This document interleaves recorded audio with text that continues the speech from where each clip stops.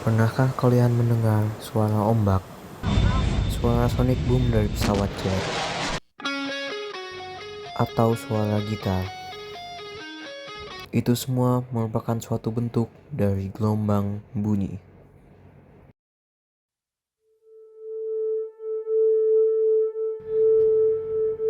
Gelombang bunyi adalah gelombang mekanik yang memerlukan medium. Medium tersebut dapat berupa udara, air, maupun benda padat. Karena termasuk gelombang mekanik, bunyi tidak dapat merambat di ruang hampa atau vakum. Itulah sebabnya suara tidak dapat terdengar di luar angkasa, sebagaimana yang sering digambarkan dalam film-film fiksi ilmiah. Agar dapat merambat, gelombang bunyi membutuhkan partikel-partikel yang dapat saling meneruskan getaran. Jika tidak terdapat partikel-partikel perantara, energi bunyi tidak memiliki media untuk bergerak. Karena itulah, ruang hampa tidak dapat menghantarkan bunyi.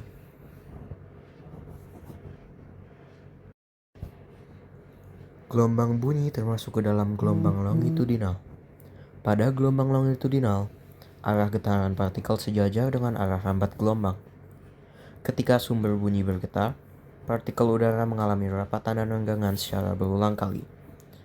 Rapatan dan renggangan tersebut kemudian merambat hingga mencapai telinga pendengar.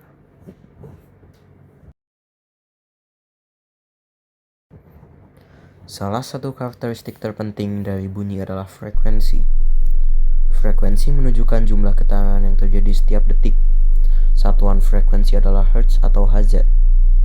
Semakin besar frekuensinya, semakin tinggi pula nada yang kita dengar.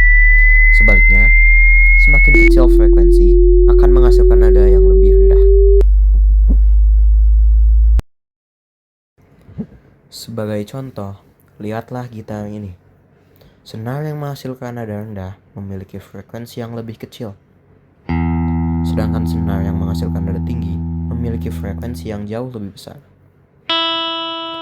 Perbedaan frekuensi inilah menyebabkan kita dapat membedakan tinggi rendahnya nada. Dalam musik, hampir seluruh melodi yang kita dengar sebenarnya merupakan kombinasi dari berbagai frekuensi bunyi.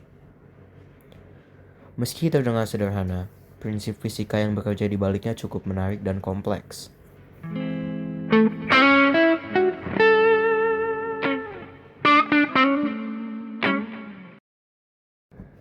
Selain frekuensi, bunyi juga memiliki amplitudo. Amplitudo berkaitan dengan kuat atau lemahnya bunyi yang kita dengar. Semakin besar amplitudo, semakin keras bunyinya.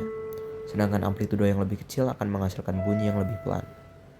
Perlu diingat bahwa frekuensi menentukan tinggi nada, sedangkan amplitudo menentukan volume bunyi.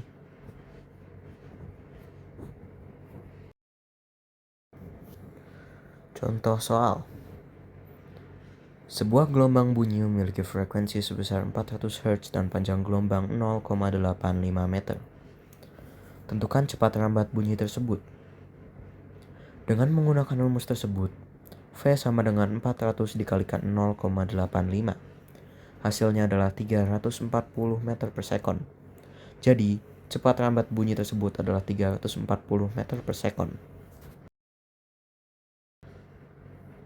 Soal kedua.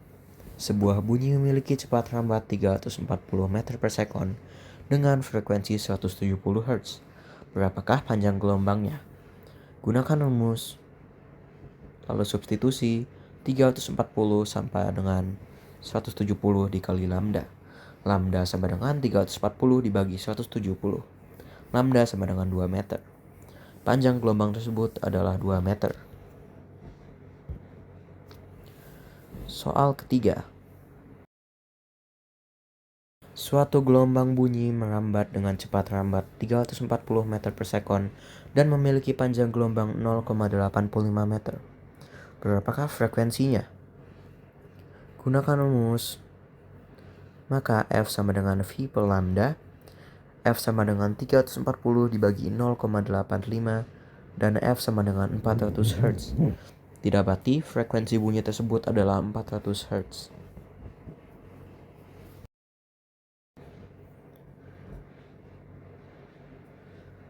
Gelombang bunyi memiliki banyak penerapan dalam kehidupan sehari-hari. Di bidang kesehatan, terdapat alat USG atau ultrasonografi yang memanfaatkan gelombang ultrasonik. Di dalam dunia maritim, terhadap sonar yang digunakan untuk mengukur kedalaman laut dan mendeteksi objek di bawah permukaan air. Hewan seperti kelelawar juga memanfaatkan pantulan gelombang bunyi untuk bernavigasi dan mencari mangsa. Selain itu, alat musik, speaker, dan sistem komunikasi modern juga memanfaatkan prinsip-prinsip gelombang bunyi.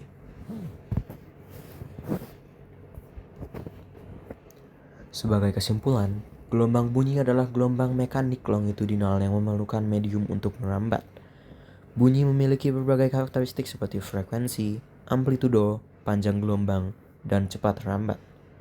Konsep-konsep tersebut memiliki banyak manfaat dalam kehidupan sehari-hari, mulai dari teknologi medis hingga alat musik yang kita gunakan. Sekian pemaparan saya mengenai gelombang bunyi. Terima kasih atas perhatiannya.